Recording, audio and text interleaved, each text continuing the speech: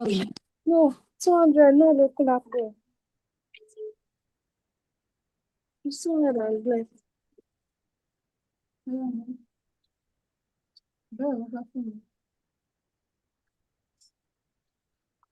Oh, you get 200.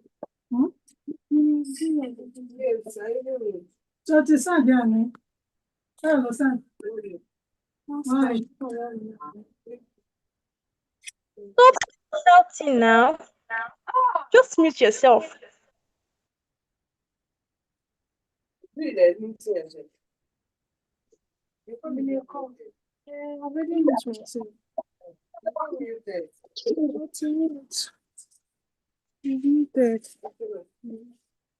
not there. Okay, so another two more.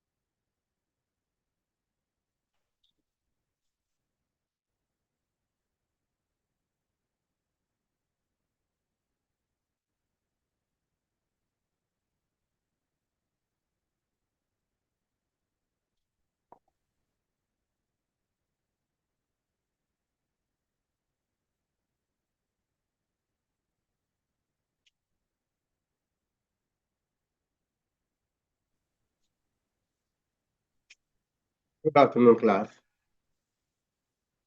Please, if you're online, let me hear your voice. Good afternoon, class. Good afternoon, sir. Okay. Good afternoon, sir. Okay, Good thank you. afternoon, sir. Good Okay, afternoon, thank sir. you. Good afternoon, Yeah. sir. Good afternoon, You're sir. welcome. Please, can you see the screen? Yes, sir. Yes, sir. Yes, sir. Yes, sir. Yes, sir. Please, I will Yes, sir. advise you Yes, to sir. Yeah. I will advise you to mute yourself except you want to ask question, please. They're answering. So that I will be the only one talking. If you Yeah, want to ask answer. question, so unmute yourself and then ask your question. Now, the lecture we're having today, Have my 100 naira right. please, those of you that are talking, please, I'm begging you, mute yourself. Everybody, please talk on.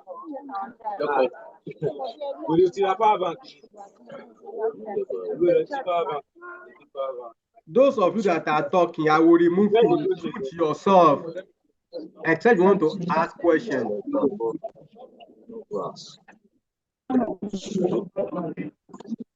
Now, we have been asked to start all over again, and I'm going to be as fast as possible, but I will make everything clear to the best of my ability. Now, we are starting over electrostatics again. For electrostatics, we are talking about charges at rest, the effect of those charges. That is what we are talking about here. Now, these are the things we are discussing under it: electrostatic, Coulomb's law, Gauss law, and application concept, and others. And those are the things that we are discussing. In the other time in the class, we started with those of you that are talking, mute yourself. What about the guys that are coming from outside school? Emmanuel and Dara. Another time we started with forces in nature, and we mentioned some of those forces in nature: gravitational force, electromagnetic force, strong nuclear force, and weak nuclear force. And we differentiated between the strong and weak nuclear force. The strong nuclear force, the force that keep the electron moving without collapsing into the orbit, while the weak nuclear force, all these radiative forces. So all those radiation, they are weak nuclear force, which imply that generally we can define these forces in nature, we can divide into two: nuclear force, electromagnetic force, and gravitational force. Those are the strong forces in nature. While the weak force, you have the weak nuclear force, which is responsible for radioactive decay. Then also other forces like frictional force, tension force, air resistance, they are classified as weak forces.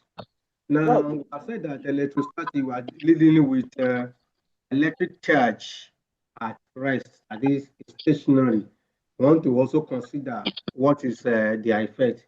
Basically, we classify charges into positive, negative, and neutral. And positive charges, two positive charges repel, also two negative charges. But negative and positive charges, they attract. What are the properties of this charge?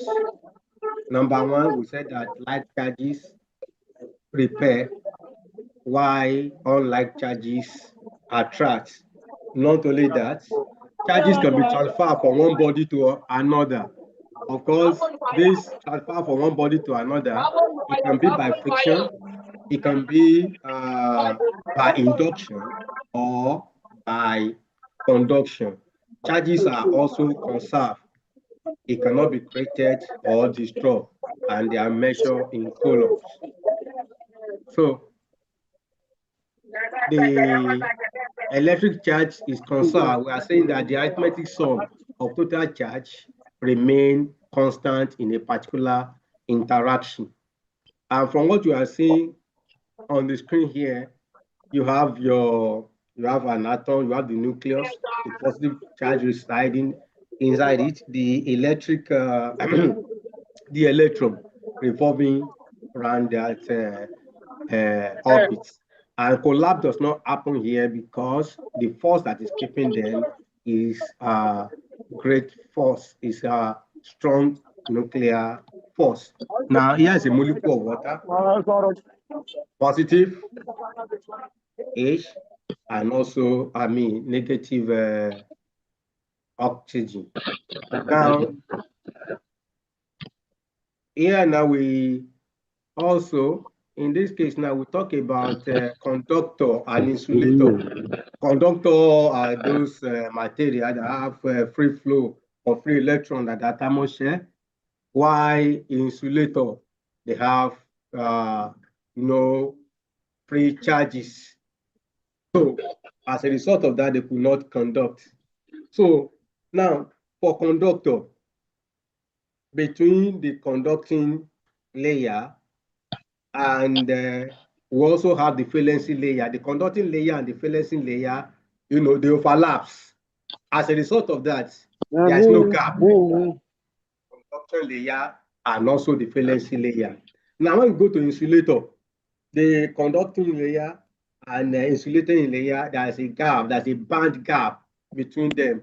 Some people call that band gap a forbidden zone. Now we can also have another set of material called, semiconductor.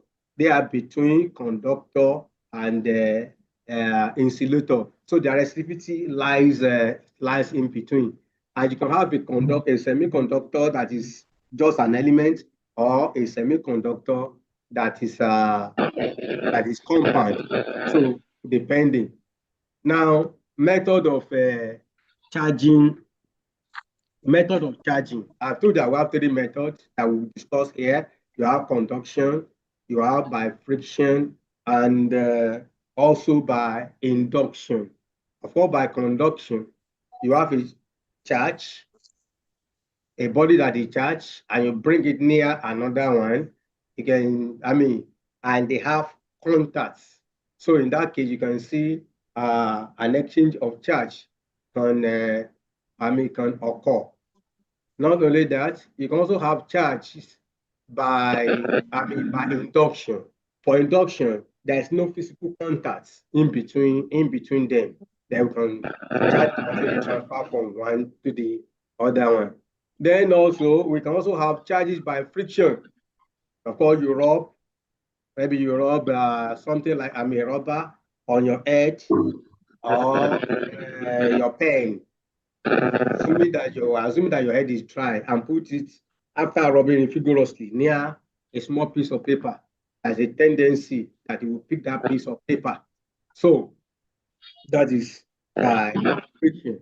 Now we also see here that non-conductor will become charged by conduction or induction, but we express what we call a separation of charges. Here you have the electroscope, which you can use to detect charge in a particular body. Now, after that, we also have some exercise. I will read some of these exercises. I leave it for you to do after we are giving you the slide. So we go to Coulomb's law. For Coulomb's law, we are saying that the force of attraction or repulsion between two or more charges is directly proportional to the product of the charge and inversely proportional to the distance between them. As you have Q1 and Q2, the distance between Q1 and Q2 here is R. However, you can have more than two. You can have Q1, Q2, Q3, or what have you. So in that case, you use law of superposition. And since we are calculating force, we are dealing with vectors. So we are going to do a factorial sum where you are going to resolve the vertical and horizontal axis in order to get the resultant force. Now, having stated what Coulomb's law, F equal to K, Q1, Q2, that's the product of the charge, and R squared, that is square of distance between them. We have the constant of proportionality, K, that is 1 over 4 pi epsilon naught. That's where our K is 9 times 10 to the power 9 Newton meter square per E square.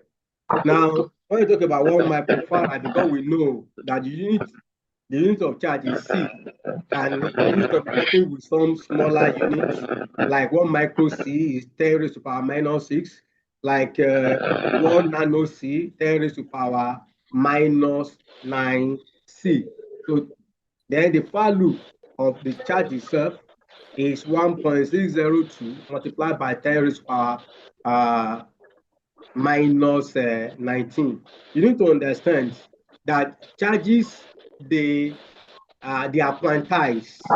Quantized in the sense that they appear in integral multiple. There is no half charge. There is no fractional charge. They occur in whole number, like 1.602 multiplied by 10 raised to power minus 9c. You have another one, will be 2 multiplied by this, 3 multiplied by this, 4 multiplied by this, 5 multiplied by this. So they are quantized. So that implies that they exist in form of integers. So that is what that implies.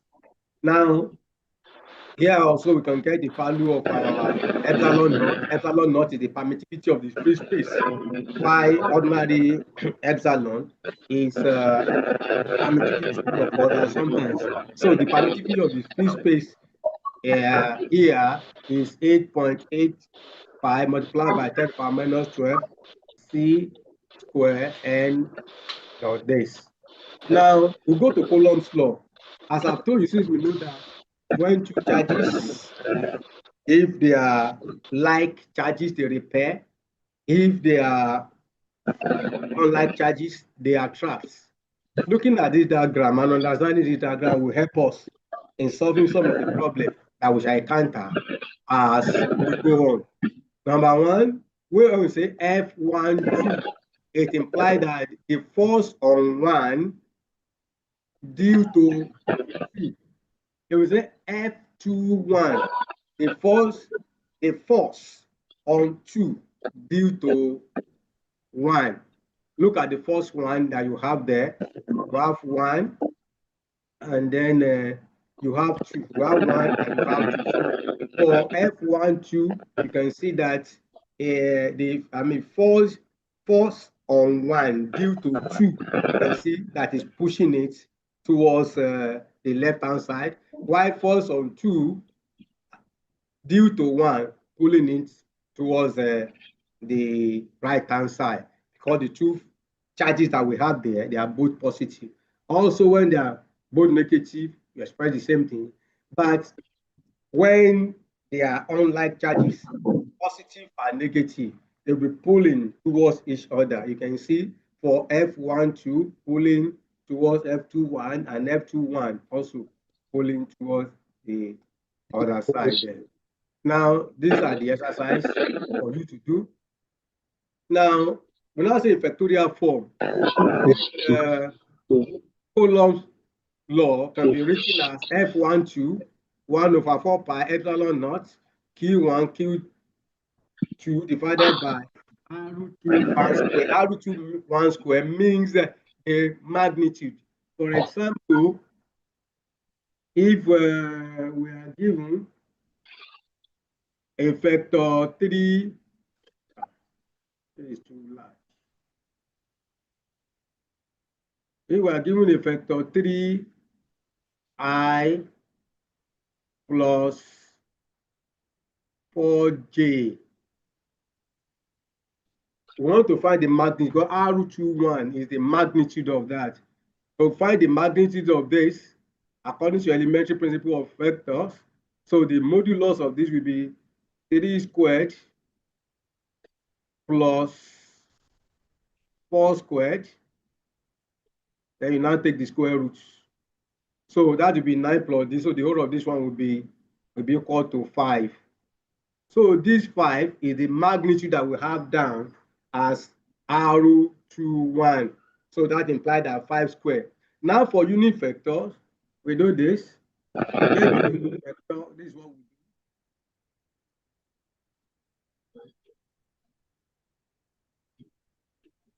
By definition, a unit vector R cap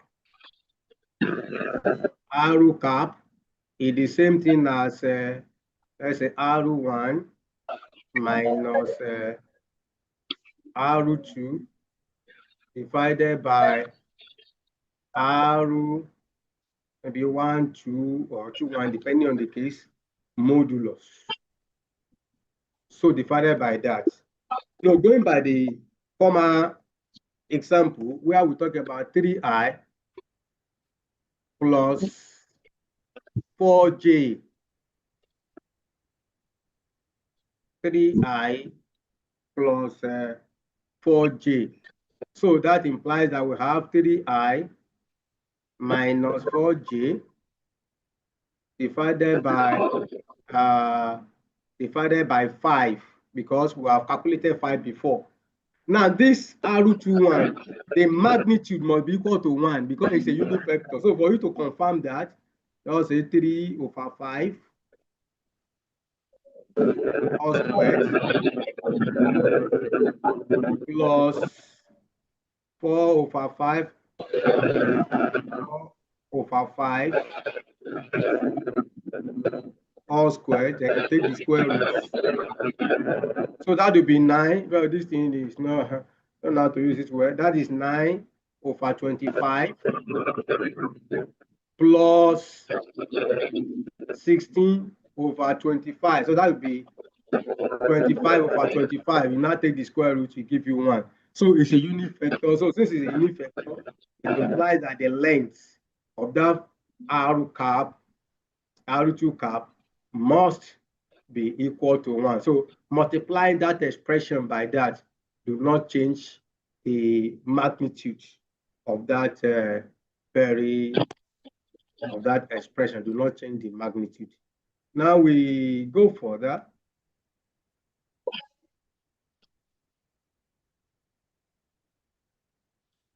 Now this is the first thing that we have here.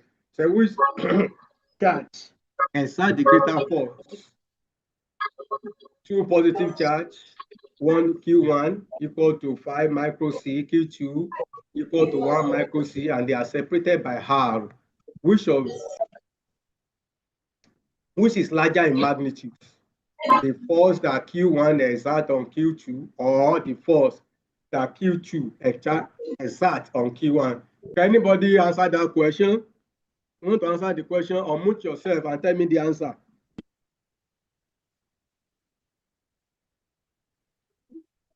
So it is neutral.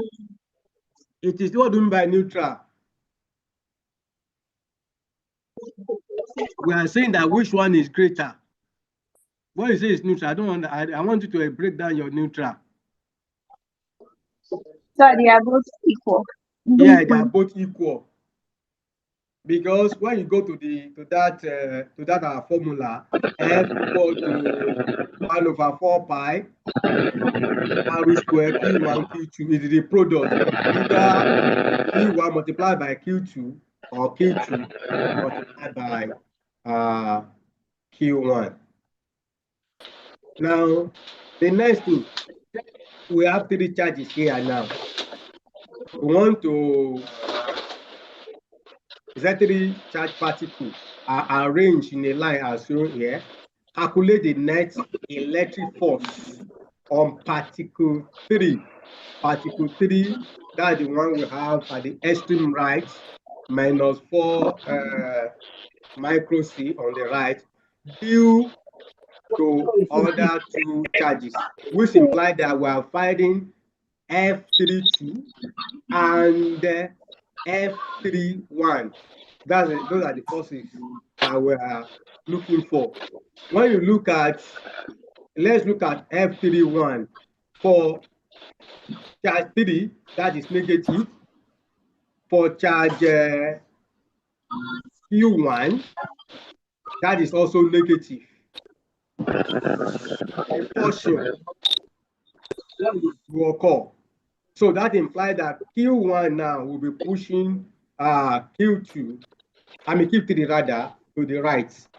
When you look at F32, F32, 2, we have plus 3 micro C. Y3, you have minus 4.0 micro C. That implies that in that case, what do you think that happened? What do you think that will happen there? Is it attraction force or repulsion force? One is positive, the other one is negative.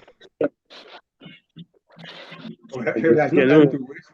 You will see that the Q2 will be pulling Q3 side. No, one man we did it. So if that is the case, then the problem is solved. What we're going to now have is that we now solve for F32 and F31. We go back to our formula. What is the difference in length between Q3 and Q1? Between Q3 and Q1, that is 0.5 meter. Between Q2 and Q3, that's 0.2. So I can't hear anything. You cannot hear me, or what do you say? Hello? Yes, sir. Yes, sir. You cannot hear me. Yes, sir. We can hear you. You can't hear me now. We can hear you. Can hear you. Okay, I'm increasing the volume now, please.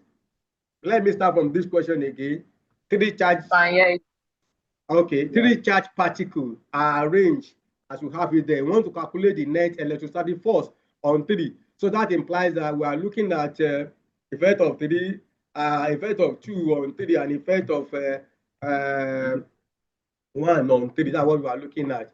When you look at 1, minus, the charge that is there is minus 8.0 micro C. When you look at 3, is minus 4.0 mu C.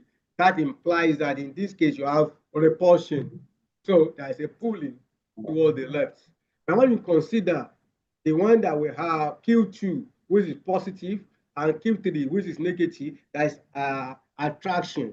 Q2 pulling Q3 into itself, which implies that the diagram that we have here, if you can see the cursor, that would be the vectorial diagram for the force acting on them. So having gotten that now, we can then calculate our F31 and F32 by going to the formula. We say F equal to 1/4 pi r square multiplied by Q1, Q2. So we can go to that formula and then solve. And that's what we see in the next page here. So we substitute to that formula. You get now where you see I is a unit vector along the x-axis, and we are considering only something on this axis. So I is a unit vector there. So we can get the result. We calculate F31. The distance between 3 and 1 is 0.5. The distance between 3 and 2 is 0.2. So then we get the resultant. So that is that about that. Now we move to a more complicated one. Here in this case, we need to resolve this thing practically, and then we need to resolve practically and horizontally. So what I'm going to do here, let's first of all see this as you have done in your method. Let us see some of the things that I believe you have done in mechanics. If you have a force like this, and you have another force like this, I'm doing this so that though the drawing may not be perfect, I'm doing this so that you will understand. By the time we go on, I will not go back because we are going to come across some of these things here. We have this Sir, force. we can't hear you at all. Why is it that you cannot hear me when the something is at the highest? Are you hearing me now? Yes, sir. I can't hear anything. Even Yes, up sir. to now, you cannot hear me now. We can hear you, sir. Sir, we can hear you. Please, We can hear you. please, if you cannot hear me, please check your phone. And if you cannot hear me, please let me know so that I will not just be talking to the ear. Now, what I'm saying is that this one, I want to go to a review of your factorial sum of vectors. Now, here now, let's call this one F1. F1. Can you see the screen? No, sir. You cannot see the screen. Yes, sir. We can see the screen, sir. Ha.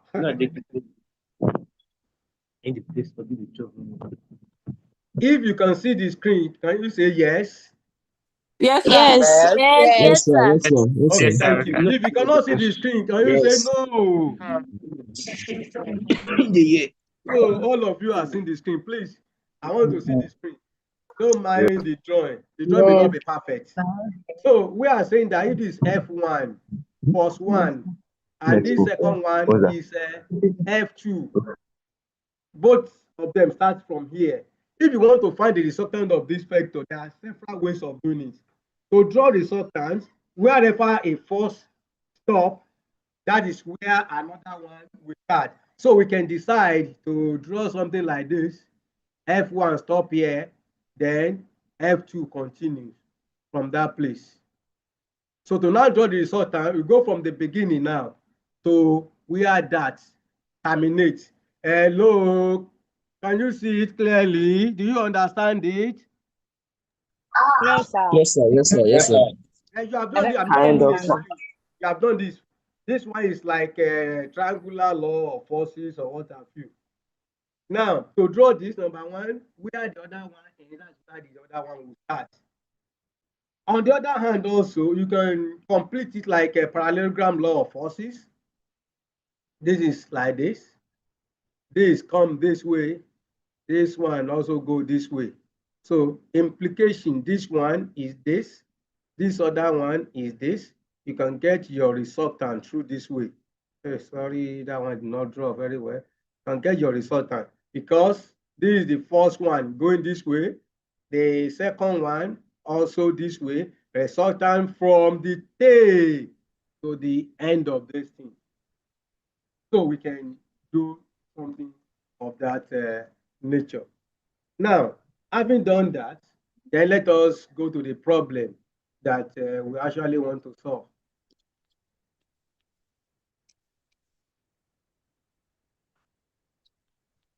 So let's go to the problem that we actually want to solve now. Yeah, going by the problem that we want to solve, what are we to get? We want to calculate the net charge, the net electrostatic force on Q1 as shown in the diagram below due to, on Q3 rather, due to Q1 and Q2. That is what you want to do. In order for us to do this, we can first of all calculate F. Let's say we calculate F31. This is F3. Let me use that. We may first of all calculate F31. The distance between them is what you have here. We may first of all calculate F31. Later, we calculate what? We calculate F32. Hello, you are not hearing me again. Are you hearing me or you are not hearing? We can hear you, sir. Sir, we can hear you. We can hear you, sir. We can hear So you, having sir. done that, then we are going to then resolve. Resolve F31X along the x-axis and also along this F3 along the x-axis and also along the y-axis. So having done all those things, then we now compile the component of force along the y-axis, the component of force along the x-axis. Then we now find the resultant. From the resultant now, you can also get the direction, maybe tan theta or tan phi equal to y over z, where your phi is equal to arctan of that. So let's go to the next page to do that. So we need some little resolution of forces there.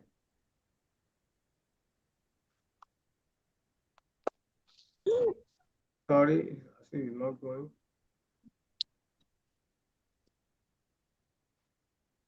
Okay, please let me rub off some of it. Where is it? Yeah. The first one, we calculate our F to be equal, we know our formula for F already.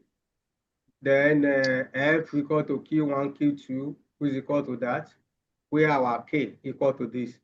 Where now where the work actually starts is F31.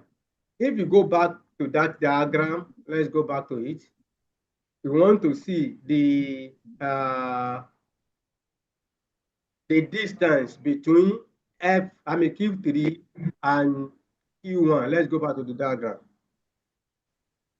Q3 and Q1, that is 60 centimeters, with 0.6. Q3 and Q2, that is 30. So let's go back again. So from here now, we have F31 to be equal to this. Just by substitution, you get for F31 to be approximately 140.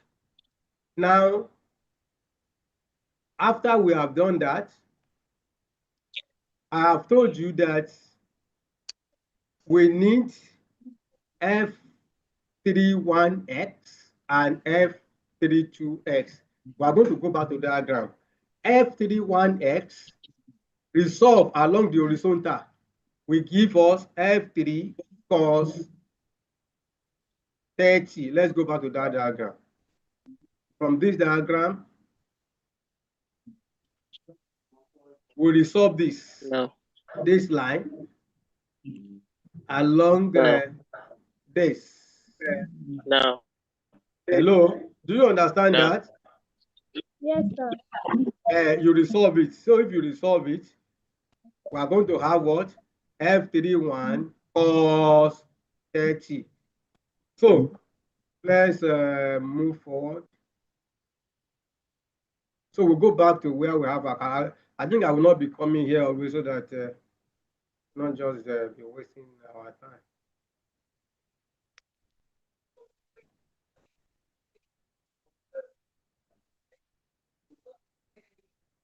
So from here now, we get the value for what? We get the value for F31X along the x-axis. So that recall, please listen to me. Recall that we have gotten the value for F31. Our F31 is 140, isn't it? So that implies that F31X equal to 140 cos 30. So F31X will go to 121.2 Newton. And the direction is along the positive x-axis. That is that. Now you also know that we also need this component of force along the y-axis. Along the y-axis, we also need that component along the y-axis, and then we have something like this. This is our y-axis. This is x-axis. This is the force that we are resolving. We need it along the y-axis. In fact, here, to resolve this one along the y-axis, of course, this one is 0, 0, 0, so to say, which implies that from here downward is negative y-axis. From here upward is positive y-axis. This one is positive x-axis. This one is negative x-axis. So we can resolve that force that we have there. So if you resolve that, we are to have F31y equal to F31y equal to F31 sine theta. But actually, you can put your minus from here because you are resolving to the negative y-axis. But in this case, we are getting the magnitude. And I say the direction is downward y-axis. If you like, you can put the minus right from here. So that is minus 70. So having done that, we go ahead again. For, the one we have done is Q3, Q1. We do the same thing for Q3, Q2. First of all, calculate F32 as you have it here. F32 give all this. Now, we also need to calculate, so we have calculated F32, but we also need to calculate let's see, our F32 equal to this upward. Then to get the resultant, because we also need F32X and F32Y. Now, when you look at F32X, is that only F32X contributes to this? Now, I think I have to go to the diagram again so that you will see what I'm saying. F32X.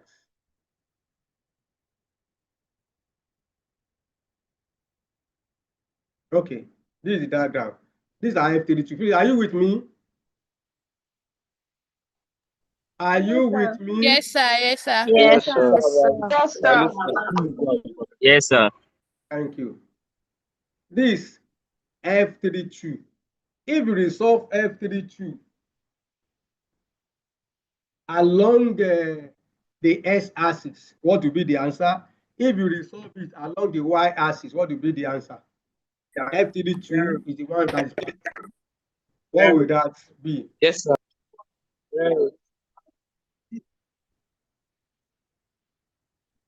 Hello? Yes, sir. Are you hearing what I'm saying? Yes, sir. Yes, In the other time, okay, listen to me. In the other time, we resolve F31 horizontally and vertically, isn't it? This F32, if we are to resolve it horizontal and vertical, what will be our answer? Of course, you know that they make an angle of 90 degrees with the horizontal and 0 degree with the vertical.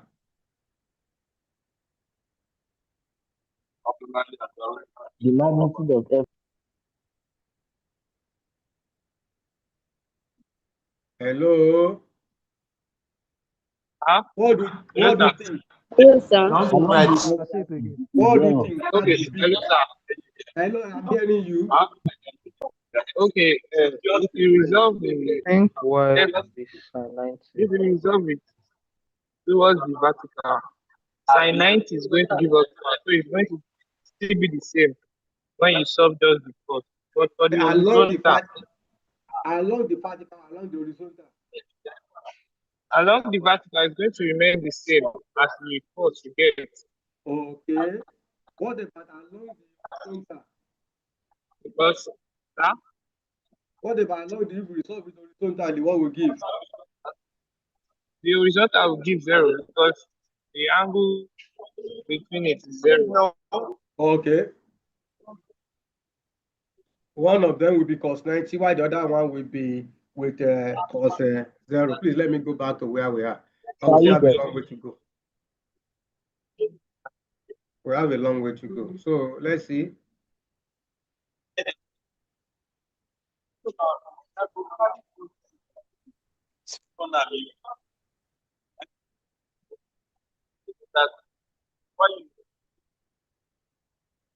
So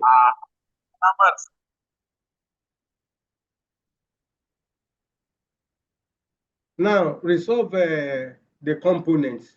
Now say the net horizontal force. Only F32S contribute horizontally. So we have Fx equal to 121. Have you gotten 121 before? Hello. Yes, sir, we have gotten 1 to 1. Yeah. It's supposed to be the addition of the two. But when you solve that in horizontal, they give you 0, isn't it? So that's the Yes, sir, reason yes. why you have Yes, sir. 121. As far as that is concerned. Now that one, when you resolve the other one vertically, is still going to give you F32. Because in that case, you are talking about F32 cos 0 degrees. So the net force now along the y-axis will now be 325 minus 70 to give us 225. While along the horizontal axis, it will be going to be 121.2 Newton minus 0 Newton. So we can find the magnitude. So this is the magnitude. So having gotten the magnitude, we can get the direction. Theta equal to arctan of y over x, and from there you get the value for theta. Of course, you know the angle that the resultants make with the horizontal. And if you are calculating your own toward the vertical, you get an equivalent of what you have here. So all this one are meant for you. Please go and practice all those ones yourself. This is another one for you to practice. Hello, are you there? Yes, sir. Yes, sir. Yes, sir. Yes, sir. Okay. Yes, sir. This is another one that you need to go and practice on your own. Now we talk about electric field. Is defined as a force on a small positive charge. Now the electric field, here we are actually talking about the electric field intensity, or what we call the electric field strength. So it is force per unit positive charge with E equal to F divided by Q. Q is the charge, F is the force operating on it. The electric field surround every charge as you have it there. Now, there's not much to say there. For a point charge, only one for a point charge, E equal to F divided by Q. And you know from the formula of Q, you have Q1 or Q2, or it's a small q and capital Q. One of the Q will cancel out. Definitely our E now, which is the electric field strength or the electric field intensity, become Q divided by 4 pi epsilon naught R square. Then unit vector. I told you that vector, the length must be 1. because it is a unit vector and is defined as R divided by R modulus. Now, the electric field strength, force on charge in electric field, E, you have F and E in the same direction. Here you have F this direction and E. This one is due to negative charge, positive charge, and what have you. Now, you need to understand that electric field and force, both of them are vector quantity. So when you are adding them, you must use a factorial sum. Then let's see this question. In this question, say calculate the magnitude and the direction of the electric field at point P, which is 30 centimeter from this. That is quite that is quite easy. Already we know the distance, we know Q, and we also know E. Then we should calculate the magnitude and the direction of the electric field. Now, obviously, you know the distance, you know this, then each of those things are quite easy to calculate. Now, the other question we have here we have charges Q1 and Q2. Q1 is minus 25 micro C, Q2 is 50 micro C. The a mass is that if an electron mass is placed at point P to Q1 is 20 centimeter, point P to this one is 2.0 centimeter and 8. So what we need to do in this case, we need to draw their vector diagram so that we know at the end of the day either to add or to subtract. When you look at E1, it will be towards Q1. While E2 also is towards Q1, because what we have here is attraction that we have here. So this implies that when we get the intensity now, E1, we got E1 respect to this, E2, we also with respect to point P, we need to add them because they are going in the same, they face the same direction. So we need to add them. So I think you can do that. Now we have another problem here. Excuse me, please. I think the solution of that. Hello. Hello. Hi, sir. Okay. Sir. Please, can you see the screen? Yes, sir. Yes, sir. Yes, sir. So the solution is what you have here. The solution is what you have here. Then we also have to calculate the acceleration. The acceleration as force over m, and you know your force is q e divided by m. Then we can get that.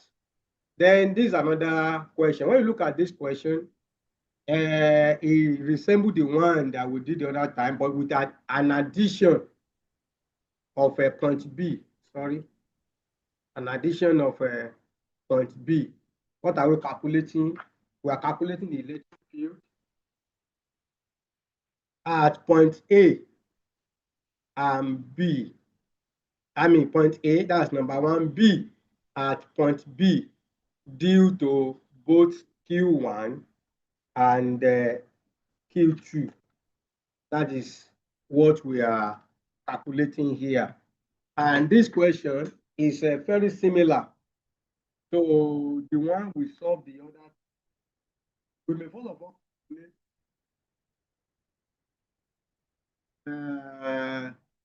EA, I mean EA2. We may first of all calculate EA2. EB2, and all the like. After, then we come to resolve, as we resolve the other time, in order to know those things. So the first thing here is this. We calculate EA2. EA2. EA2, RA2 is 0.3 meters. So from there, you can calculate the electric field, which is Newton per C. Hello? Hi. Okay. Hi, sir. Okay. We can calculate Hi. our EA2. That one is quite easy to calculate. Then also, we can calculate the feed at A due to Q1. Okay, can we go there? If the feed at A due to Q1, I want you to tell me what will be the distance. Let's go to the diagram.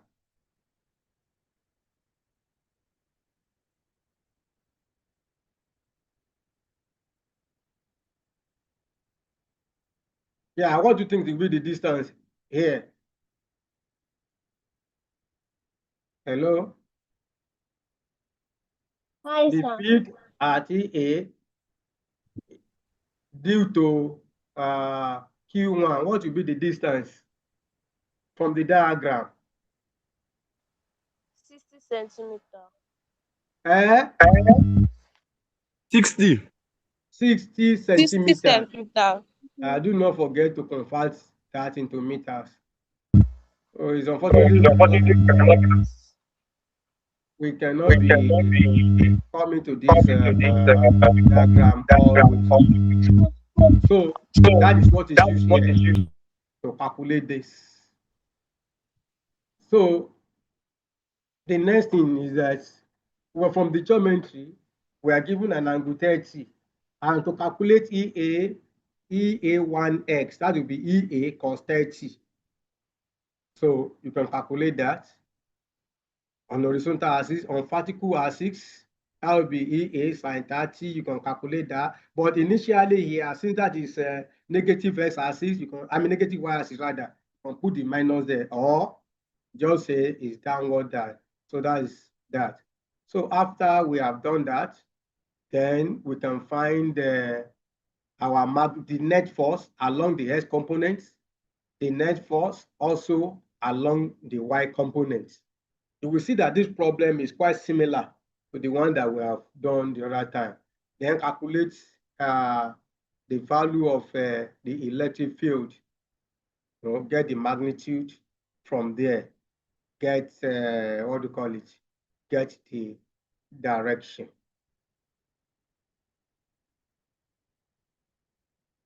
So from there, we are getting the direction. Then we also look at the electric field at point B. At point B, this is E. Then we can determine the components as this. Then for the horizontal axis, E cos 30, have all these cos 30. Then we can get the value of our EX. Then get the value of EB. And then at the end of the day, we get the direction along the x-axis. Now, the electric field, the problem in electrostatics, that is electric force and electric field.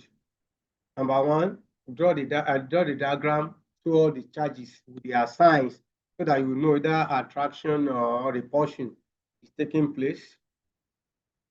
Then you calculate using your Coulomb's law, add factorially, and check up your answer. That is the summary of what we have in there. Now, we go to the continuous charge distribution. Here now, we are taking the charge distribution over some infinitesimal points. And this infinitesimal point, there are many, and they are continuous. So in this case now, we want to define what will take care of this infinitesimal point, we have to use integral because this is a continuous case. If it's a case of discrete, instead of using integral, we use summation. Now, we know that the E, the other time we said our E equal to Q divided by 4 pi epsilon naught R squared. So we can write it in a differential form. If you write it in a differential form, we now say that the E equal to 1 over 4 pi epsilon naught the Q over R squared. So that is in differential form. And when you have something in differential form, for example, this, if you have to integrate the x,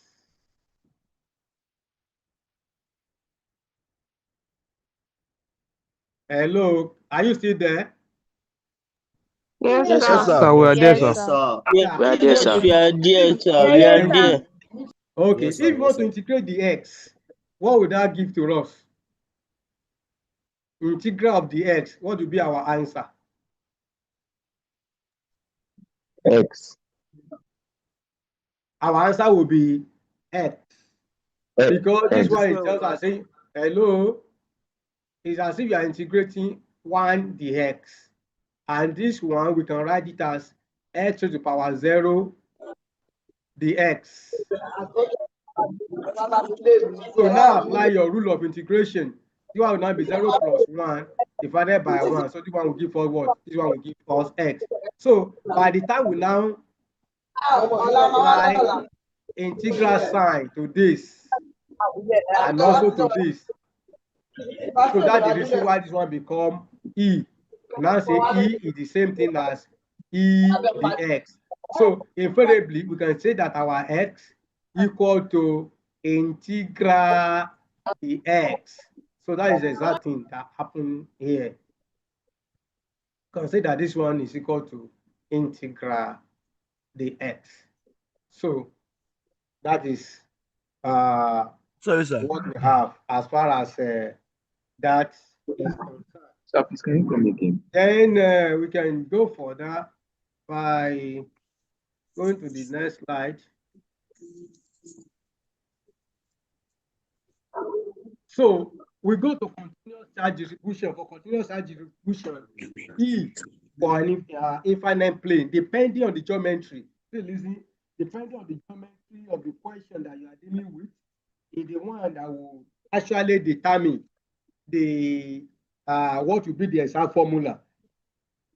Most of these formula you can derive them, but you are writing objective question, we try not to derive some of them. So for a disk, we are saying that our E equal to sigma divided by 2 epsilon naught for an infinite plane. Now, those of you that are talking, mute yourself.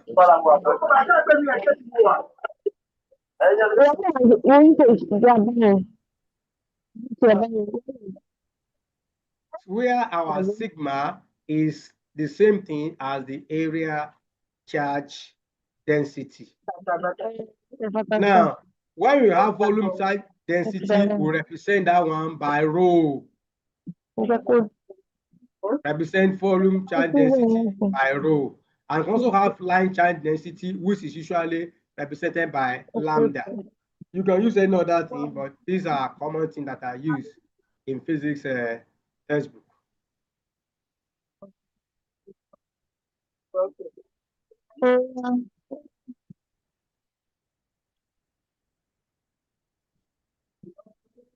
Now, here also we have a continuous charge distribution between two plates, between two plates.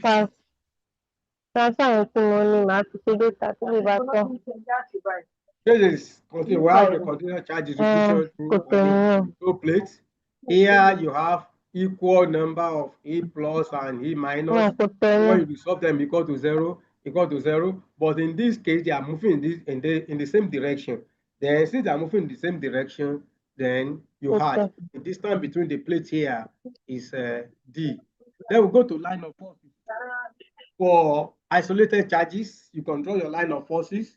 For positive charge, you want to draw the line of forces, the arrow is outward.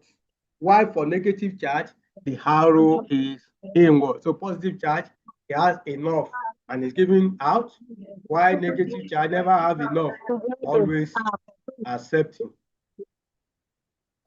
So those questions, you can follow those questions and do those questions yourself. So line of charges, line of forces.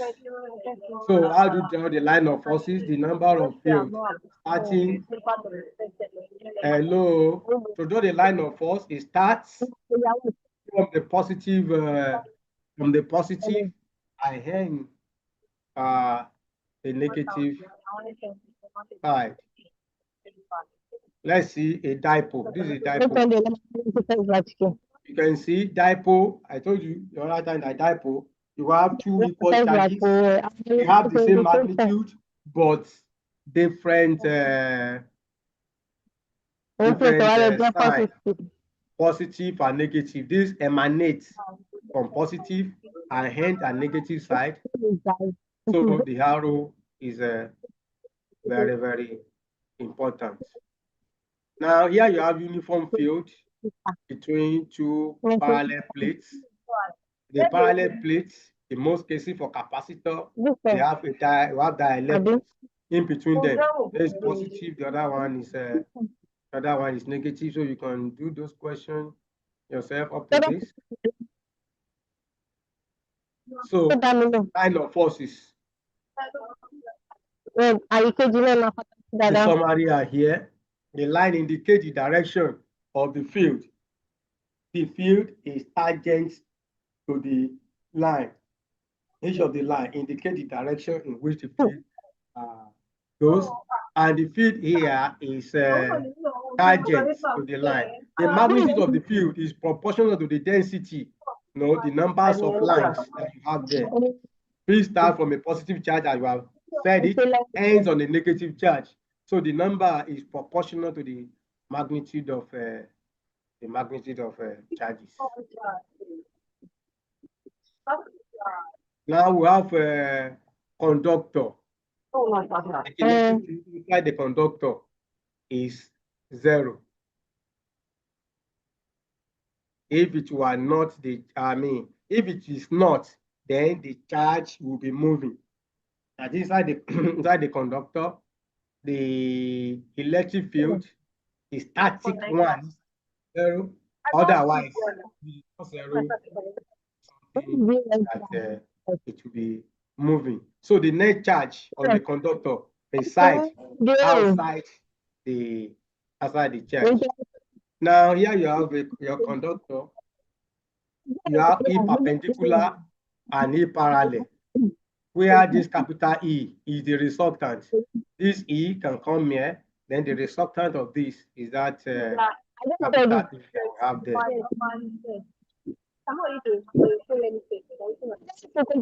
Then we also talk about motion in electric field. For motion in electric field, our F equal to QE. Therefore, if you know the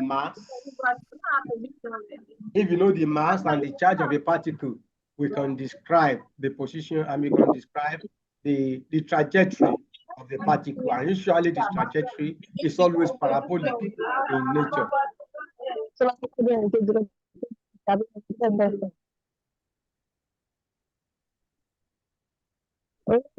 Now, here is a question. An electron, M equal to that, M equal to 9.1 times 10 minus 31 kg, is accelerated in the uniform electric field of E equal to 2.0 multiplied by 10 to the power 4 NC. The separation of the plates is 1.5.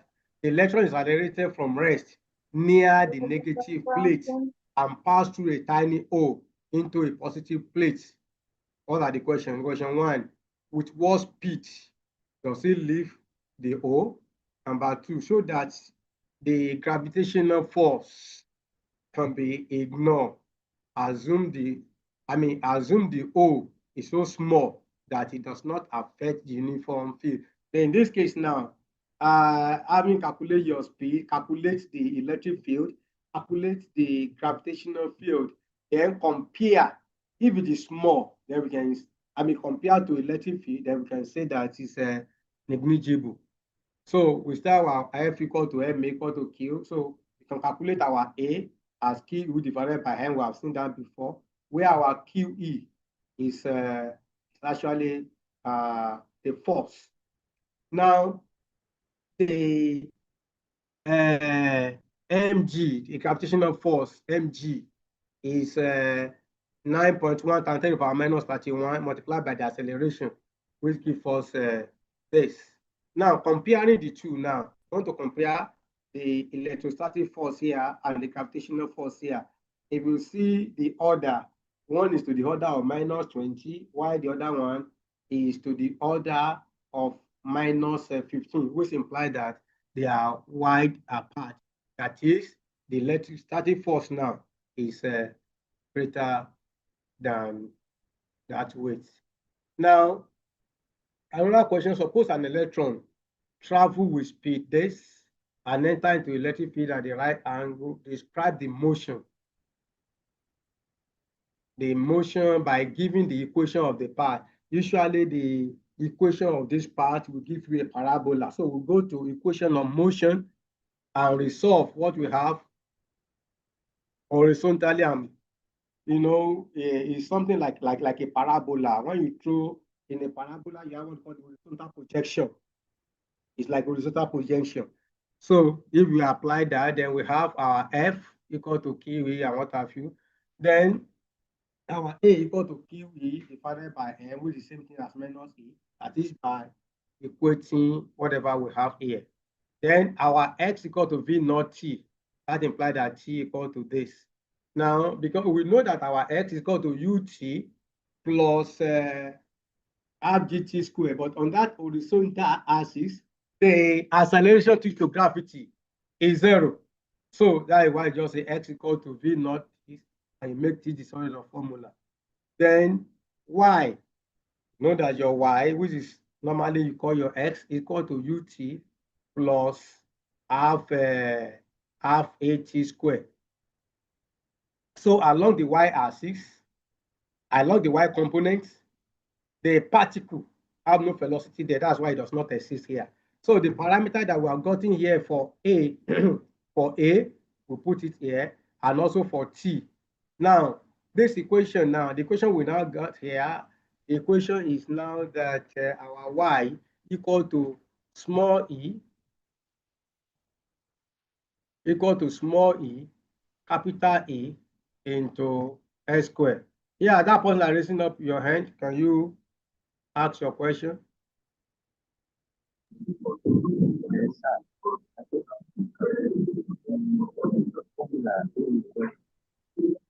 Hello. Please, I cannot hear you properly.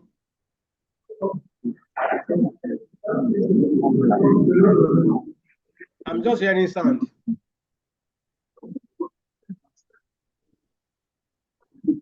So this equation is just like when you say y equal to AS squared, which is a parabolic in nature. Of course, you know that the general one is a y equal to S squared.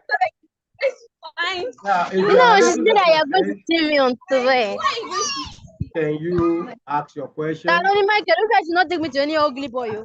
I don't need that nonsense. Who is that one talking about boy there? You have started scoring 0 already.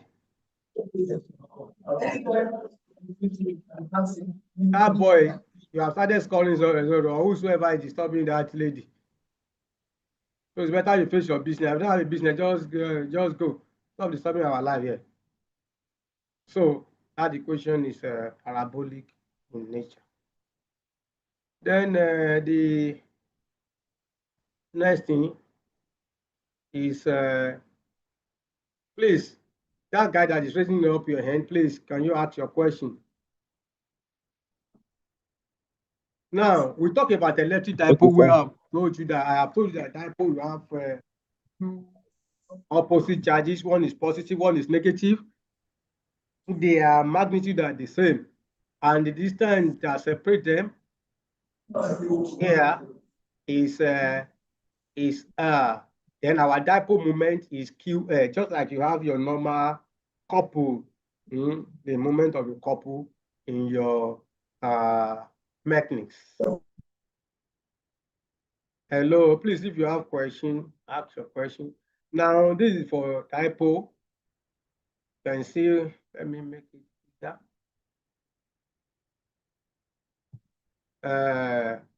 Our tau equal to QL into sine theta on one side. On the other side is equal to that you had to be equal to PE sine theta, where our tau equal to P cross E. Listen, this one is not just ordinary multiplication. It's a cross product, which implies that in exam, you can be given the value of P as vector and the value of E as vector. Then you have to find tau. So, for example, maybe you are given the value of P. They are given the value of P as 3I plus 4J plus 2K. And you are given the other one as 2I. That is the value of E. So the cross product of this, you have I, J, K. P come first. Under I, we have 3. Under J, we have 4. Under K, we have 2. Under I for E, we have 2. The other one does not exist, you put 0. You now find the determinant of this. The determinant of this now is the one that will now give you the value of tau. And if you do that, you are definitely going to get another vector. So that is what you are going to do. It's not just ordinary multiplication when it is given to you in a vectorial form. So you are going to take the cross product of of P and Q. So this is the summary of some of the things that we have done, but it's still remaining a little before we leave. It's also part of the summary. Don't need to read all that to you. Now, the next thing that we go to is the Gauss law. Gauss law states that the total electric flux through a closed surface is equal to Q divided by epsilon naught. The total electric flux through a closed surface equal to Q divided by epsilon naught. That is Gauss law. It's a consequence of electric flux. Electric flux is measure of how much electric field pass through a surface. So it at the flow of electric field through a particular surface, and the flux usually given by phi is the same thing as integral of E dot A, where we shall learn more. But Gauss law is as a consequence of that. So the Gauss law, we use it to resolve the charges inside a sphere, outside a sphere, or concentric cycle, or what have you. So that is what Gauss law is about to do. To have electric flux, Gauss law application, and that will end. Now we go to this electric flux. In electric flux, that flux is represented by phi E. It's represented by phi E. And this, phi E is rather, this phi E is E perpendicular multiplied by A, or that is E perpendicular to A, or A perpendicular to E. So which is the same thing as E cos theta, EA cos theta, and this EA cos theta is the same thing I want to say E dot A, because according to dot product, A dot B equal to A magnitude, B magnitude cos theta. You can see that the perpendicular area, this perpendicular area, the angle between the perpendicular area and E, or the angle between the perpendicular electric flux and A. So we invariably we can say that our E equal to E dot A. Where this our E dot A is the same thing as E A cos what? E A cos theta. So the electric flux is a measure of how much electric field passes through a surface, and it describes the flow of the electric field through that surface.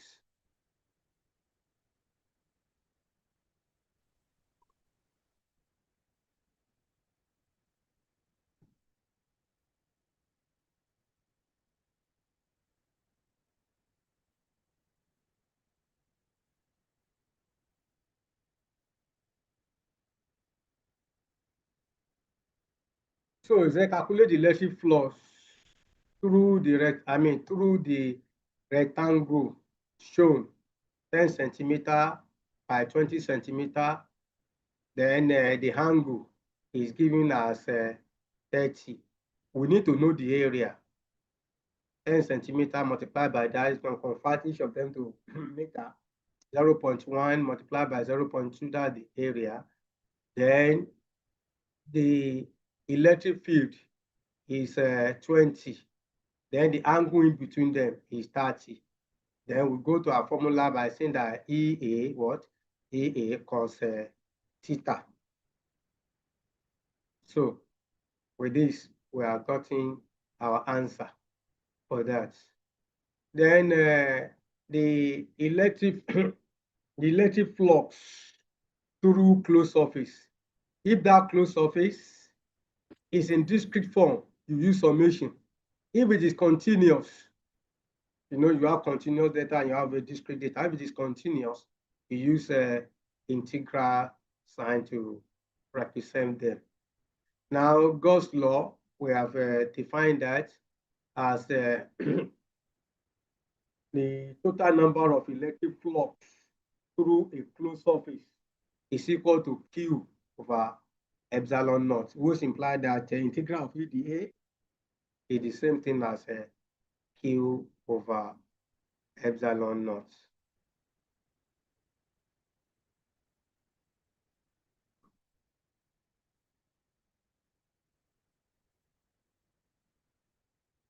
Sorry. So the next one here is this. Consider two Gaussian surfaces A1 and A2 as shown. The only charge present in the charge Q is the charge Q at the center of the surface. Then what is the flux through area 1? Surface area 1 and surface area 2. Through surface area 1 and surface area 2. Number one, you go to the definition of Gauss. From definition of Gauss, and you can get this. And also, the flux, the definition for flux, which is the same thing as the integral of EdA.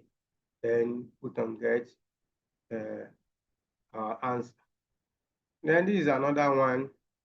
Here we have application of Gauss law. I think in this case, you can complete this assignment. Although I'm not collecting it, but you're expected to practice it. So we have a spherical conductor. In this case, we have spherical conductor. We have two radii. When you look at that, the first circle, inside the circle, the radius is R, while the second one, the radius is R naught, while the third one is also R. So here we are talking about thin shell of radius R naught possesses a total charge of Q and uniform density. Determine the electric field at a point outside the shell. At a point outside the shell, that is where the electric field resides. That in that case, you are going to have your EDA, where your A is the area of the area of the sphere that we're given, which is 4 pi r squared. So that will not be E multiplied by 4 pi r squared equal to Q over epsilon naught from our Gauss law. So if you do that, you can make E the formula. Now have E equal to Q by 4 pi epsilon naught. Then in the second case, we have within this the shell. Within the shell, E into 4 pi r squared divided by Q over epsilon naught is equal to 0 because it is uniform. There is equal to 0. Then the other one is what is the what if the conductor is a solid sphere? So the first one, what we have here, EDA equal to Q over this, that is Gauss law. Just make E the sort of formula right inside that sphere. Our E is equal to 0 because if you go to right inside the sphere, let's go back, right inside the sphere here, there are no charges here. There's no charges here at all. So the charges reside right there. Then the other one is that inside the conductor, the static electronic, I mean, we have said that before. Inside the conductor, the static electrical charge is equal to 0. Otherwise, they will be moving right there. Then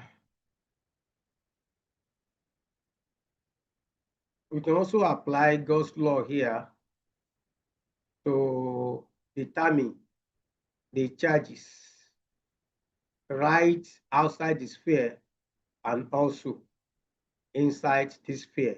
Now, this sphere is different from that other one. That other one, we are talking about a thin kind of thin one compared to this one. This one is I mean, is a real sphere. So what happened here and there may be different. And now also you can have a conducting and non-conducting sphere. So here we are talking about a conducting sphere of radius r naught. So going by our formula again, EA equal to Q over epsilon naught. We have E as this. B will have E into 4 pi epsilon naught equal to Q enclosed over this. And our Q enclosed will be equal to surface, I mean, volume charge density multiplied by this. You differentiate, I mean, you integrate and you obtain the expression that we have there. Ayola, can I have your question? I cannot hear you.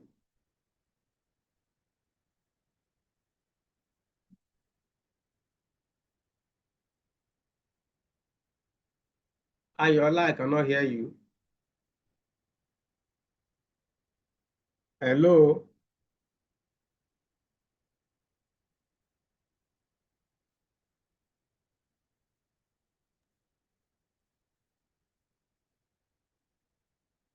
Ayola, I cannot hear you.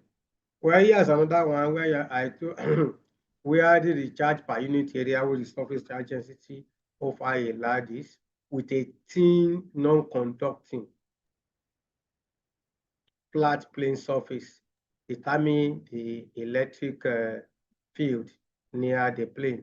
In the same Gauss law, here now is circular. So instead of using 4 pi, because this is area of a circle now, the area of a circle equal to 2 this. You have seen this formula before. Then that is that. And after from that, then for application of Gauss law, also to a conducting surface, here you have E equal to that. Then you want to apply Gauss law. These are the steps taken to apply for application of Gauss law. These are the steps taken, and this is the summary of this. So I will send the slides to you, possibly between today and tomorrow. So I've end the class now.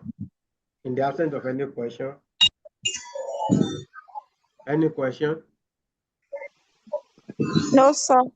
So in the absence of any question, let's end the class. Thank you, sir. Thanks, sir. Thanks, sir. Thank you, sir. Thank you, sir.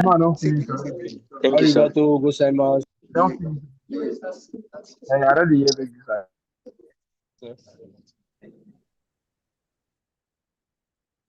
Thank you, sir. Thank you, sir. Thank you, sir. Thank you, sir. Thank you, sir.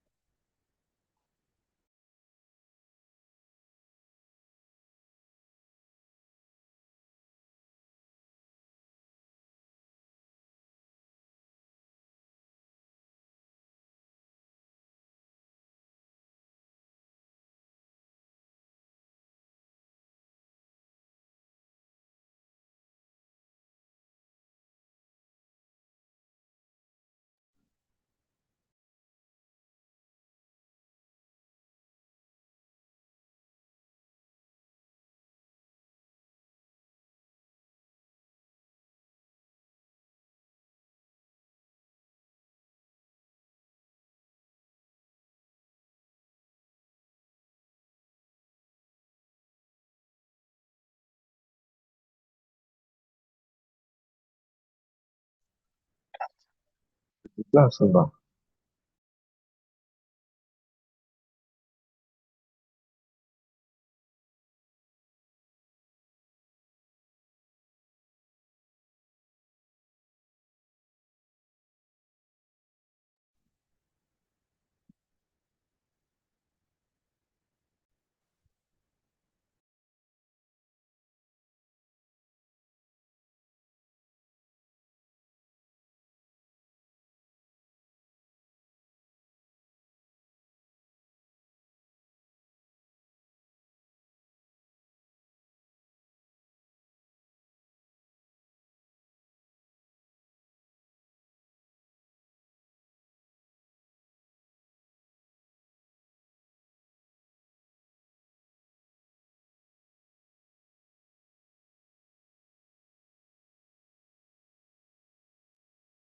Bye. Leave.